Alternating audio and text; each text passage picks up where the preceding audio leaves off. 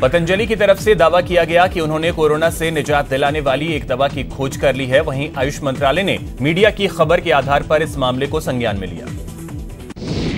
मंत्रालय का कहना है कि कंपनी की तरफ से जो दावा किया गया है उसको फैक्ट और साइंटिफिक स्टडी को लेकर मंत्रालय के पास कोई जानकारी नहीं है। चीन के साथ सीमा पर बढ़ते संघर्ष के बीच केंद्र सरकार ने तीनों सेनाओं को घातक हथियार और गोला बारूद खरीदने के लिए 500 करोड़ रुपए के आपात फंड की मंजूरी दी है।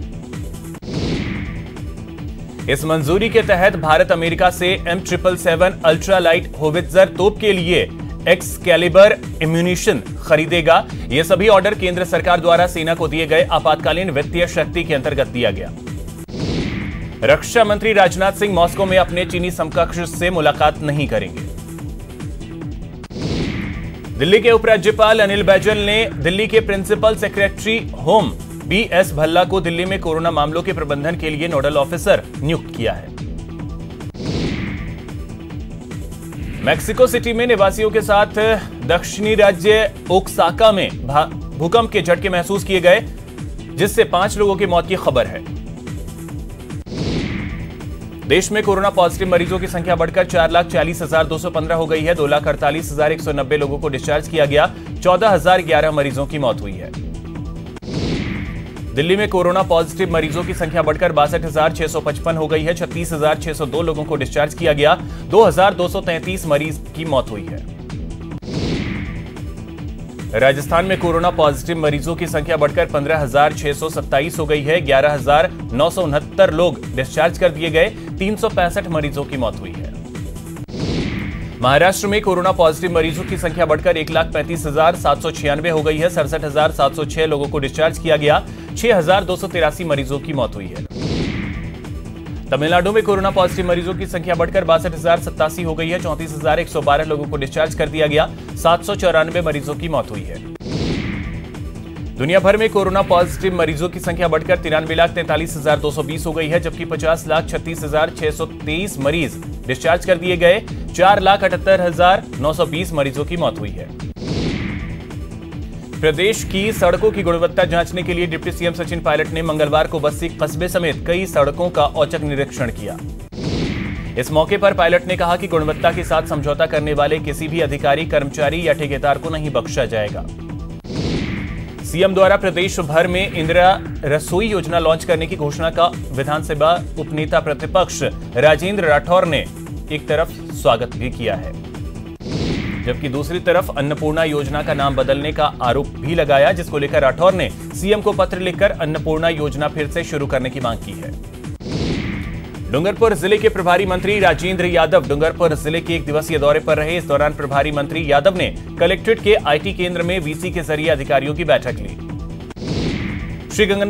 श्रीगंगानगर विधायक राजकुमार गौड़ और कृषि उपज मंडी समिति के अधिकारियों ने 14 आश्रितों को सहायता राशि वितरित की। अलवर में श्रम मंत्री टीकाराम जूली के कार्यालय पर जन सुनवाई आयोजित की गई, जिसमें बड़ी संख्या में लोग अपनी समस्याओं को लेकर पहुंचे। सिरोही में कलेक्ट्रेट में आयोजित बैठक के दौरान सांसद देवजी पटेल और सिरोही विधायक संयम लोढ़ा में बहस हो गई। भीलवाड़ा में पूर्व मुख्य सचेतक कालूलाल गुर्जर के मोबाइल से सोशल मीडिया पर भेजे गए अश्लील वीडियो को लेकर बीजेपी के पूर्व पदाधिकारियों ने थाने में मामला दर्ज करवाया।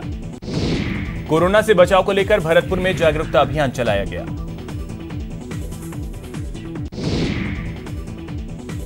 अभियान के दौरान कलेक्टर ने सिमको टीटागढ़ फैक्ट्री में पहुंचकर श्रमिकों को कोरोना वायरस संक्रमण से बचने के बारे में जानकारी दी।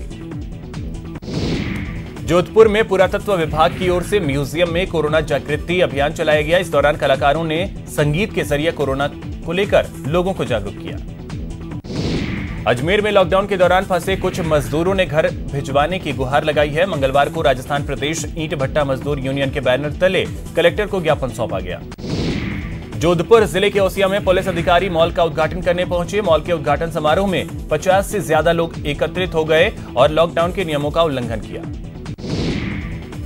कोटा में कोरोना सैंपलिंग को लेकर कांग्रेस के ही एक विधायक ने सवाल खड़े किए हैं। सैंपलिंग के लिए प्रशिक्षित स्टाफ लगाने की मांग की गई। बारां में कोविड-19 जागरूकता अभियान को लेकर जिला स्तरीय मुख्य समारोह का आयोजन किया गया। कार्यक्रम का शुभारंभ प्रभारी मंत्री रमेश मीणा ने किया। जैसलमेर में कोरोना बचाव जागरूकता विशेष अभियान को लेकर अधिकारियों और कर्मचारियों की चेतना गोष्ठी हुई।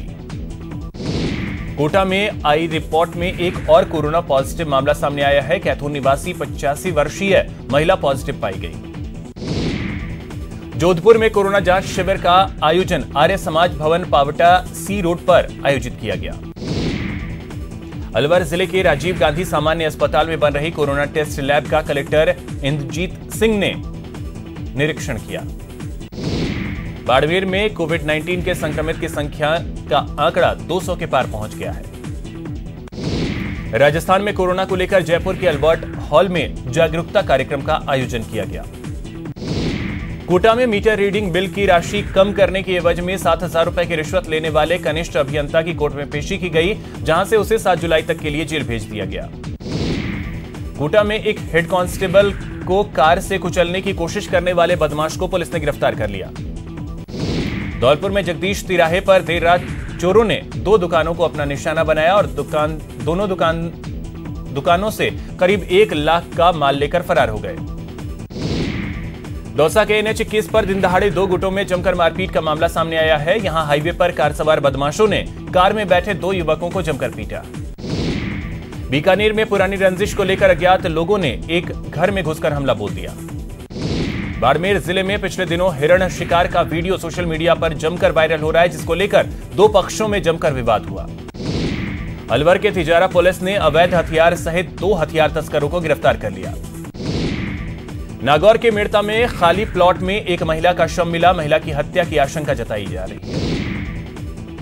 प्रतापगढ़ के धरियावाद में वन विभाग की टीम ने गश्त के दौरान कार्रवाई करते हुए एक पिकअप में भरे सागवान के गट्टे जब्त किए। दौसा के महुआ थाना इलाके में एक विवाहिता ने फांसी का फंदा लगाकर आत्महत्या कर ली। कोटा पुलिस ने बड़ी कार्रवाई करते हुए पेट्रोल पंप लूट की योजना बनाने के मामले में फरार चल रहे एक शातिर बदमाश को गिरफ्तार किया। अलवर के गणपति विहार में एक युवक ने शादी से 7 दिन पहले फांसी का फंदा लगाकर आत्महत्या कर ली। आत्महत्या के कारणों का अभी पता नहीं चल पाया है। सीकर में शहर की मोहन कॉलोनी के एक मकान में दुर्लभ प्रजाति का जहरीला सांप घुस जाने की वजह से पूरे इलाके में सनसनी फैल गई। कोटा के एरोड्रम सर्किल पर एक हेड कांस्टेबल को कार से कुचलने के प्रयास कर फरार होने के आरोपी को पुलिस ने गिरफ्तार कर लिया। कोरोना काल में बिजली और पानी के बिल माफ करने की मांग को लेकर बीजेपी 25 जून को जयपुर में बड़ा प्रदर्शन करेगी। चूरू के सुजानगढ़ में लालटेन जलाकर बीजेपी युवा मोर्चा ने विरोध प्रदर्शन किया और बिजली बिल माफ करने की मांग की। पेट्रोल और डीजल के बढ़ते दामों को लेकर मंगलवार को अजमेर में यूथ कांग्रेस और NSUI ने संयुक्त रूप से अनोखा विरोध प्रदर्शन किया। कोटा में प्राइवेट स्कूलों की फीस माफ को लेकर आम आदमी पार्टी कार्यकर्ताओं ने कलेक्ट्रेट पर विरोध प्रदर्शन किया। जोधपुर संभाग के सबसे बड़े जय नारायण व्यास विश्वविद्यालय में पूर्व कर्मचारियों ने विरोध प्रदर्शन किया। अलवर के तिजारा क्षेत्र में 15 दिन पूर्व हुई सब्जी विक्रेता अमर राज की हत्या के आरोपियों की गिरफ्तारी नहीं किए जाने के विरोध में प्रदर्शन किया गया। अलवर शहर में पानी की किल्लत लगातार बढ़ती जा रही है। इसको लेकर जगन्नाथ मंदिर के पास रंगभरियों की गली के लोग पानी की समस्या को लेकर कलेक्ट्रेट पहुंचे और ज्ञापन देकर पानी की समस्या का समाधान करने की मांग की। ग्रीष्म अवकाश के बाद प्रदेश में आज से सभी सरकारी स्कूल खुल गए। स्कूल के सभी शिक्षकों को सुबह 7:30 बजे से दोपहर 1 बजे तक अपनी उपस्थिति देनी होगी। कोटा पुलिस ने बड़ी कार्रवाई करते हुए बजरी से भरे 7 ट्रकों को जब्त किया। बीकानेर में मंगलवार को नगर निगम ठेकेदार की लापरवाही देखने को मिली। निगम के ठेकेदार जो सफाई कर्मचारियों को बिना कोई संसाधन उपलब्ध करवाए गंदे पानी के गटर में उतार रहे हैं। अजमेर में एक दंपति ने पुलिस से मदद की गुहार लगाई है। विवाहिता का आरोप है कि उसे एक लड़का धमकी देता है। सफाई कर्मचारियों की समस्याओं को लेकर मंगलवार को भरतपुर की नगर निगम में बैठक का आयोजन किया गया। बैठक में अस्थायी रूप से लगे सभी सफाई कर्मचारियों की समस्याओं के समाधान पर चर्चा हुई। अजमेर महिला कांग्रेस अध्यक्ष सबा खान ने मंगलवार को गरिमा कार्यक्रम के तहत यात्रा कर रही महिलाओं को सैनिटरी पैड बांटे। जेडीए अब शहरी क्षेत्र में आबादी के नजदीक नई आवासीय योजनाएं लाने की तैयारी कर रहा है। प्रतापगढ़ में पुलिस ने जनजातीय आवासीय छात्रावास से एक बाइक और 2 सर्फ के कट्टे गायब करने के मामले में 2 संविदा कर्मियों को गिरफ्तार किया। भरतपुर के कामा क्षेत्र में दबंगों ने सार्वजनिक पोखर पर अतिक्रमण का प्रयास किया। अलवर में मंगलवार को जनसंघ के संस्थापक डॉक्टर श्यामा प्रसाद मुखर्जी की पुण्यतिथि के अवसर पर उन्हें याद किया गया। कोटा में अनंतपुरा के 4 लेन पर अज्ञात वाहन की टक्कर से बाइक सवार 2 युवकों की दर्दनाक मौत हो गई। डूंगरपुर जिले में भारतीय जनता पार्टी की ओर से श्यामा प्रसाद मुखर्जी की पुण्यतिथि पर श्रद्धांजलि कार्यक्रम का आयोजन किया गया। भीलवाड़ा में बीजेपी कार्यालय में श्यामा प्रसाद मुखर्जी के बलिदान दिवस के अवसर पर पुष्प अर्पित कर उन्हें श्रद्धांजलि दी गई। उदयपुर में डॉक्टर श्यामा प्रसाद मुखर्जी के बलिदान दिवस पर मंगलवार को बीजेपी की ओर से एक संगोष्ठी का आयोजन किया गया। उदयपुर में कोरोना योद्धाओं के सम्मान का सिलसिला लगातार जारी है। इसी कड़ी में उदयपुर में एक संस्थान ने आंगनबाड़ी कार्यकर्ताओं को सम्मानित किया। लद्दाख की गलवान घाटी में शहीद हुए भारतीय सैनिकों को मंगलवार को अजमेर में श्रद्धांजलि दी गई। धौलपुर में शिक्षकों ने शहीद स्मारक पर गलवान घाटी में शहीद हुए सैनिकों को श्रद्धांजलि दी। कोरोना के प्रति जागरूकता अभियान के तहत प्रतापगढ़ के मिनी सचिवालय में प्रभारी मंत्री भजनलाल जाटव ने पोस्टर का विमोचन किया। जोधपुर के मधुबन क्षेत्र में आषाढ़ द्वितीया के मौके पर मधुकेश्वर मंदिर से भगवान जगन्नाथ की रथ यात्रा हर्षोल्लास के साथ निकाली गई। तो फिलहाल इस बुलेटिन में इतना ही। नमस्कार।